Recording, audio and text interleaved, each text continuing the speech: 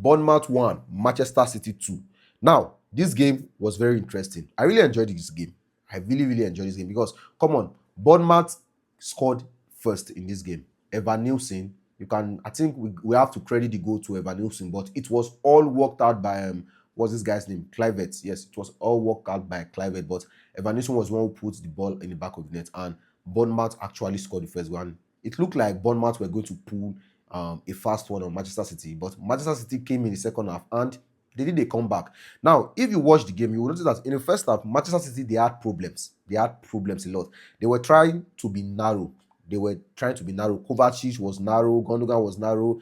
Matheus Nunes was having a difficult time handling Semenyo. Semenyo was having all the joy on that flank because we can give the excuse of Matheus Nunes is not a fullback and all that, but come on, you are still a professional player and you should be doing better. Come on, you should be doing better. But Semenyo was cooking Matheus Nunes, and in the second half, Pep Guardiola did some tweak. Now, one of the tweaks that Pep Guardiola did was he dropped in Kovacic, the midfielder. He dropped him deep into the middle of the two centre backs. Now, doing this meant that the fullbacks, Matheus Nunes and the other guy on the other side, they were attacking. They were more higher up the pitch. They were more aggressive. And he brought in this guy, O'Reilly.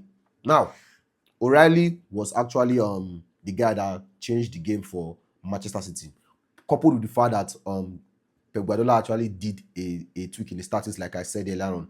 Now, O'Reilly he got 2 assists. He was one who assisted Alan for the first goal, and he assisted Omar Mamouche for the second goal. And those 2 goals were enough to send Manchester City to the semi-final. And right now, I think Manchester City being in the semi-final means that they are going to win it. That's just my own analysis at this point in time, because if anyone was going to send Manchester City out of the FA Cup, it was Bournemouth. And since Bournemouth have failed to do so, I believe it is Manchester City's FA Cup to win or to lose, depending on the semantics that you want to use.